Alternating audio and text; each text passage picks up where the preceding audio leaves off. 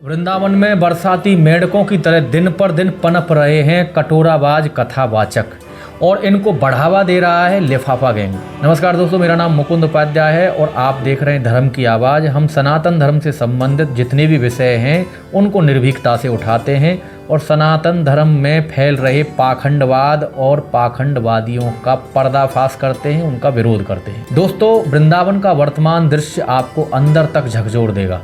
ये वही वृंदावन है जिसके लिए संत महंत वैष्णव जन कहते थे कि जन्म जन्म मोहि दीजियो श्री वृंदावन को वास।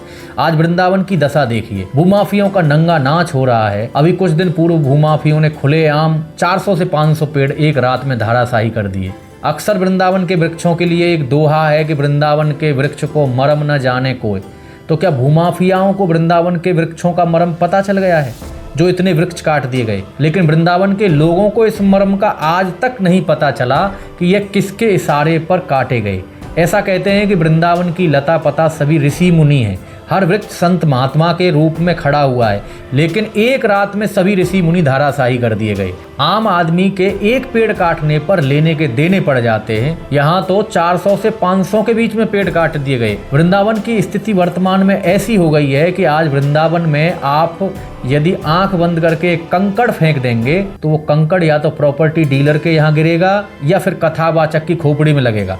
विद्वान कथावाचक नहीं, कटोराबाज कथावाचकों की खोपड़ी में लगेगा। क्योंकि विद्वान कथावाचक तो बेचारे अपने घर में बैठे हुए हैं, उनके तो खाने के लाले पड़े हुए हैं। पहले भी भागवत कथाएं होती थी। श्री केशव डोंगरे जी महाराज, श्री अखंडानंद जी महाराज, श्री कृपालू जी महाराज, श्री अतुल कृष्ण जी महाराज, श्री श्रीनाथ जी शास्त्री जी और बहुत से ऐसे कथावाचक थे। क्या कभी आपने उनको ये सब ड्रामाबाजी करते हुए देखा जो ये कथावाचक करते हैं? सभी प्रश्नों के उत्तर, प्रश्नोत्तरी कार्यक्रम, सभी समस्याओं का समाधान। क्या उस समय लोगों के पास समस्याएं नहीं थी, या लोगों को प्रश्न पूछने की जिज्ञासा नहीं थी, या वो कथा प्रवक्ता विद्वान नहीं थे? वृंदावन के ऐसे कितने कथा प्रवक्ता हैं जिन्होंने समस्त ब्रज वृंदावन का देश विदेश में श्री मद्भागवत कथा के माध्यम से परचम लहराया है, वृंदावन की पहचान बनाई है।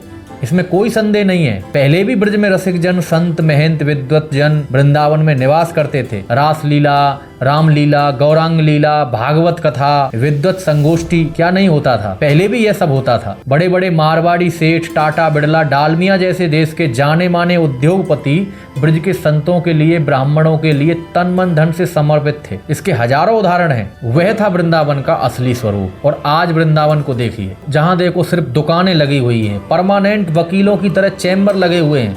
भागवत पंडाल में घुसने से पहले ही चारों तरफ बड़े बड़े बैनर लगे रहते हैं। भागवत पंडाल कम, नेताओं की रैली का कार्यक्रम ज़्यादा लगता है। किसी में महाराज जी गाय को रोटी खिला रहे हैं, किसी में खिचड़ी बांट रहे हैं, कहीं तपस्या में लीन बैठे हुए हैं, कहीं किसी नेता के साथ चमक रहे हैं। बस सिर्फ दिखावा और पाखंड। कुछ तथाकथित धार्मिक चैनल हैं जो इनसे मोटा पैसा ऐंठते हैं। ये चैनल के माध्यम से गरीबों के नाम पर, गायों के नाम पर, मंदिर के नाम पर लोगों से भीख मांगते हैं और लाखों का अमाउंट उन चैनलों को देते हैं। बाकी जो बचता है वो अपने शौक मौज, विदेश में अय्यासी, महंगी गाड़ियाँ, महंगे मोबाइल, करोड़ों का घर आदि में खर्च करते हैं। गरीबों को और गायों को मिलता है ठेंगा। चैनल पर बैंक अकाउंट नंबर 3 घंटे की कथा में 3000 बार दिखाया जाएगा। भागवत कथा का क्या अर्थ है यह जानने की किसी वक्ता को जरूरत नहीं है। भागवत कथा से अर्थ कैसे आए यह इन लोगों का उद्देश्य है। कैसे भी सिर्फ भीख मांगो। एक अनाउंसमेंट के लिए गुर्गा चाहिए जो मार्केटिंग के सभी फंडे जानता हो, जो महाराज का महिमा मंडन कर सके। ट्रस्ट में पैसे कैसे डालने हैं, ट्रस्ट के क्या प्रकल्प चल रहे हैं, सदस्यता शुल्क इतना देना है, वहाँ जमीन ले रहे हैं, यहाँ जमीन ले ली है, आपको भी बनाएंगे ब्रजवासी, अपने पूर्वजों के लिए एक कमरा हमारे आश्रम में भी बनवाइए, भूमि दान करिए। राजा बलि ने 3 पग भूमि दान की थी, आप भी 3 पग भूमि दान करिए। 3 पग भूमि का जो पैसा है, जिसकी रसीद आपको कार्यालय से मिलेगी। जो 5 लाख या उससे ज्यादा दान देगा उसको महाराज जी मंच पर पटका पहनाकर स्वागत करेंगे, ट्रस्ट में सदस्य बनाएंगे। मुख्य यजमान बनने का इतना पैसा है, सह यजमान बनने का इतना पैसा है, उत्सव यजमान बनने का इतना पैसा है। यदि आप भागवत जी की आरती करना चाहते हैं तो आरती की थाली के इतने पैसे हैं। यदि आप VIP कोटे में बैठते हैं तो उसका इतना पैसे का टोकन मिलेगा। गरीबों के लिए दान, अनाथ बच्चों के लिए दान, गायों के लिए दान, आश्रम के लिए दान, मंदिर के लिए, वृद्ध माताओं के लिए, महाराज जी का गुरु दीक्षा का कार्यक्रम, पूरे दिन यही सब मंच से अनाउंसमेंट होता रहता है। भागवत कथा का तो एक बहाना है, मेन उद्देश्य भीख मांगना है। मंच पर जो महाराज का गुर्गा होता है वह तभी दिखाई देता है जब भीख मांगनी होती है।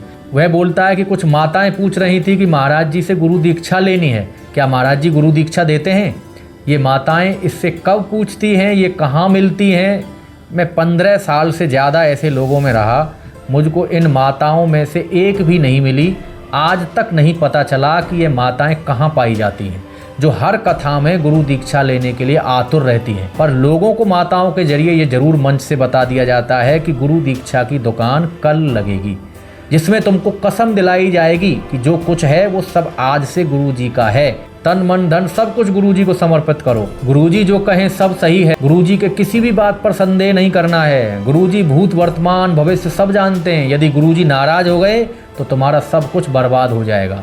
इन सब बतौलेबाजियों के बाद थोड़ा बहुत समय बचता भी है तो वह मंच पर यजमानों का, नेताओं का स्वागत करने में निकल जाता है। उसके बाद भजन, नाच गाना। यदि आधा घंटा गलती से कथा हो भी गई तो महाराज बोलते हैं कि कथाएं तो बहुत हैं, हरि अनंत हरि कथा अनंता। समय अभाव के कारण कथा को स्पर्श करते हुए चलेंगे। अब तो पंडाल में लोगों के मोबाइल में अपना चैनल सब्सक्राइब करने का नया तरीका शुरू हो गया है, जिसमें महाराज जी के यूट्यूब चैनल को सब्सक्राइब कराया जाता है। हद हो गई है भाई, अति हो गई है। कुछ लोग तो इतना गिर चुके हैं कि भगवान की आंख तक को बेच रहे हैं। इन कटोराबाज कथावाचकों को पैदा करने का जो श्रेय है वह दो लोगों को जाता है। पहला, उदयपुर का एक तथाकथित संस्थान जिसने सैकड़ों भिखमंगे कथावाचक पैदा कर दिए। दूसरा, एक वृंदावन का ही तथाकथित अंतर्राष्ट्रीय भिखारी कथावाचक जिसको देखकर कुछ लोगों को भीख मांगने की प्रेरणा मिली। ऐसे निकृष्ट और एहसान फरामोश व्यक्ति का मैं नाम लेना भी उचित नहीं समझता। दोस्तों, आप सोच रहे होंगे कि मुझको ये सब कैसे पता, तो आपको बता दूं कि मैंने अपने जीवन के 15 वर्ष ऐसे लोगों में बर्बाद किए, जिससे मुझको भगवान के प्रति और ज्यादा श्रद्धा बढ़ गई और सनातन धर्म के प्रति और आस्था दृढ़ हो गई। आप जरा सोचिए कि भगवान कितने दयालु हैं जो ऐसे धूर्त पाखंडियों के इतने पाखंड के बाद भी उन पर कृपा बरसाए हुए हैं। सनातन धर्म तो इतना महान है कि ऐसे कालनेमियों को अपने आगोश में छुपाए हुए है। लेकिन हम लोगों का यह दुर्भाग्य ही है कि ऐसे लोगों के खिलाफ ना कोई शंकराचार्य बोलते हैं, ना कोई बड़े धर्माचार्य संत विद्वान संज्ञान लेते हैं।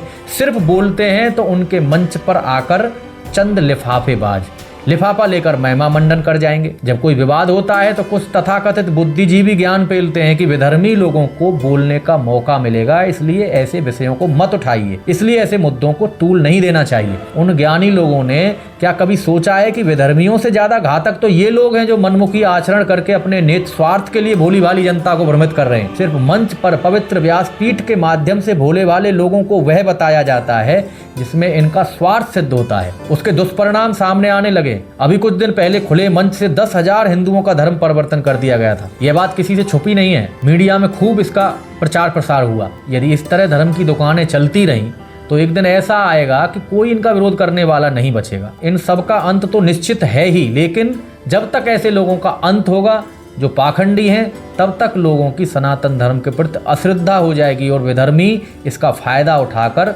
उनका धर्म परिवर्तन करा देंगे और लोग सनातन धर्म से विमुख हो जाएंगे। इसके विषय में हमने बहुत सारे वीडियो बनाए हुए हैं जो आपको हमारे धर्म की आवाज़ यूट्यूब चैनल पर मिल जाएंगे कि कैसे सनातन धर्म पर आने वाले 20 से 30 वर्षों में खतरा मंडरा रहा है। इसीलिए अभी भी समय है, जाग जाओ और अपने धर्म के प्रति जागरूक हो जाओ। पाखंडियों का तत्काल विरोध करो, अंधविश्वास के खिलाफ आवाज उठाओ। हमारा किसी व्यक्ति विशेष से कोई विरोध नहीं है। हमारा काम है पाखंडवाद और पाखंडियों के खिलाफ आवाज उठाना और आप सभी को सचेत करना। भगवान आपसे कहने नहीं आएंगे कि धर्म की रक्षा करो, इसलिए आपको ही आगे आना है।